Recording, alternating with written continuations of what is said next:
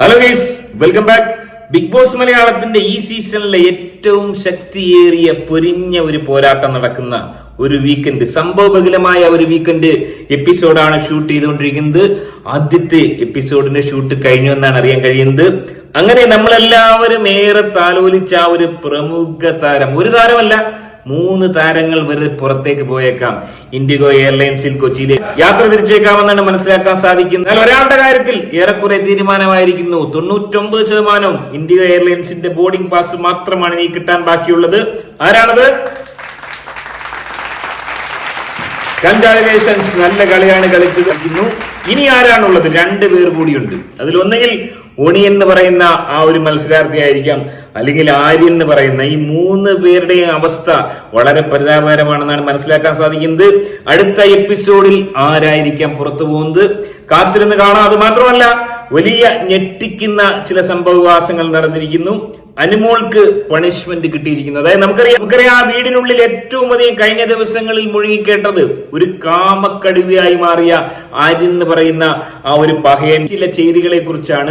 ഷീറ്റിനുള്ളിൽ പുതപ്പിനടിയിൽ ജിസയിലുമൊത്ത് ചില കാമകേളികൾ കഴിഞ്ഞ സീസണിലെ കപ്രിയെ അനുസ്മരിപ്പിക്കുന്ന രീതിയിൽ നടത്താൻ ശ്രമിച്ചു എന്നുള്ള ചില ആരോപണങ്ങൾ. അനുമോൾ മാത്രമാണ് അത്തരം ഒരു ആരോപണം ഉന്നയിച്ചത്. എന്നാൽ അന്ന് അനുമോൾ അത് ഉന്നയിച്ച സമയത്ത് അങ്ങനെയൊന്നും സംഭവിച്ചില്ല എന്ന് വലിയ രീതിയിൽ വാദിച്ച മറ്റു ചില കളിക്കാർ ഇപ്പോൾ കുറ്റസമ്മതം നടത്തിയിരിക്കുന്നു. എന്താണത്? കേൾക്കട്ടെ. എനിക്ക് ഇതുവരെ ഞാൻ അങ്ങനെ ശ്രദ്ധിച്ചിട്ട് എനിക്ക് തോന്നിയില്ല. പക്ഷെ ഈ ഇൻസിഡന്റ് വന്നില്ലേ അനുമോൾ പറഞ്ഞത്, അതിനുശേഷം ഞാൻ കുറച്ചുകൂടെ ശ്രദ്ധിക്കാറുണ്ട്. ഞാൻ ആ സമയം ഞാനും ശ്രദ്ധിച്ചിട്ടില്ല. അത് കഴിഞ്ഞ് ശ്രദ്ധിച്ചപ്പോൾ, അതായത് ഒരു പോയിന്റിൽ അവൾ അവിടെ ഇരിക്കുക, അപ്പം അവനിങ്ങനെ കൈയെടുത്തിട്ട് വെറുതെ അപ്പൊ ഞാൻ ഓർത്തത് എന്തിനാ വെറുതെ അങ്ങനെ ചെയ്യണത്, എന്തിനാ എന്ന്.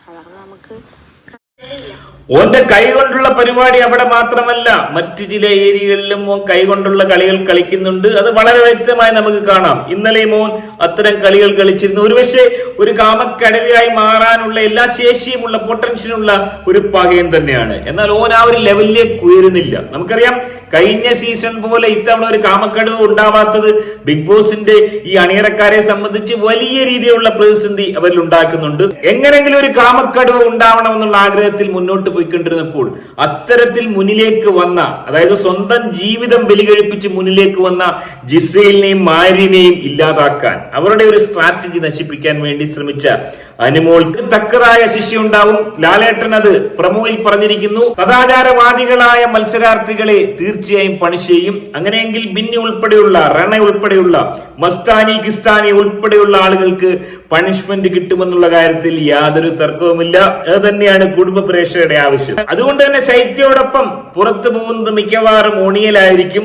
ആര്യൻ എന്ന് പറയുന്ന ഈ പകയൻ അവിടെ നിന്ന് കഴിഞ്ഞാൽ കുറച്ച് കാര്യങ്ങൾ കൂടി അവന് ചെയ്തു തീർക്കാനുണ്ട്.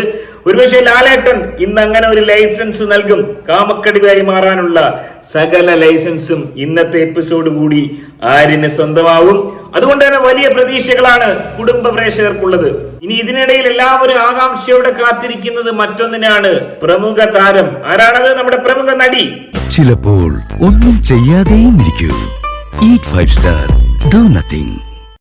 അതെ, 5 സ്റ്റാറിന്റെ അംബാസിഡറായി മാറിക്കഴിഞ്ഞ പ്രമുഖ നടിയും നർത്തകിയും ഗായികയും മോഡലും എയർ ഹോസ്റ്റസും എഞ്ചിനീയറും ഒപ്പം തന്നെ ഫാമിലി ബ്ലോഗറും ബിഗ് ബോസ് താരവുമായി മാറിയ, നഴ്സും കൂടായി മാറിയ നമ്മുടെ രേണു സുധി എന്ന് പറയുന്ന പ്രമുഖ താരത്തെ ഇന്ന് പുറത്താക്കുമോ എന്ന് ചോദിച്ചു കഴിഞ്ഞാൽ, അതായത് കഴിഞ്ഞ ദിവസങ്ങളിലൊക്കെ തനിക്ക് പുറത്തു പോകണം, മെയിൻ വാതിൽ കൂടി തന്നെ പുറത്ത് വിടണമെന്നൊക്കെയുള്ള ആക്രോശങ്ങൾ ഉണ്ടായിരുന്നു. എന്നാൽ ഈ വീക്കെൻഡിൽ ലാലേട്ടൻ വരുമ്പോൾ ആ ഒരു ആക്രോശം നടി നടത്തുമോ? നടി വളരെ കോൺഫിഡൻസിലാണ്. നടി നടക്കുന്നു, കിടക്കുന്നു, നിൽക്കുന്നു, കമന്ന് കിടക്കുന്നു.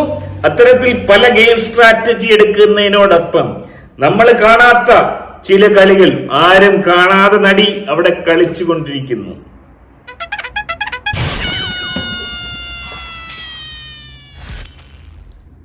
അതുകൊണ്ട് തന്നെ നടി അവിടെ ഒന്നും ചെയ്തില്ല എന്ന് ആക്ഷേപിക്കുന്നവർക്ക് ചുട്ട മറുപടിയാണ് ഇത്തരം ദൃശ്യങ്ങൾ. ഇനിമേ നടിയേക്കാൾ കൂടുതൽ കോൺഫിഡൻസ് ആണ് പ്രമുഖ താരത്തിന്റെ കുടുംബം. അതായത് വെറും 30 ദിവസം ആയപ്പോൾ തന്നെ നമ്മുടെ പ്രമുഖ താരമായ രേണു സുധി ഫൈനൽ 5-ൽ കയറിയെന്ന ഉറപ്പ് നൽകിയിരിക്കുകയാണ് താരത്തിന്റെ കുടുംബം. എന്താണ് പറയാനുള്ളത്? എങ്ങനെയാണ് ഫൈനൽ 5-ലേക്ക് താരം എത്തിയത്? ഫൈനൽ 5 വരും തോന്നുന്നു 5 പേര്.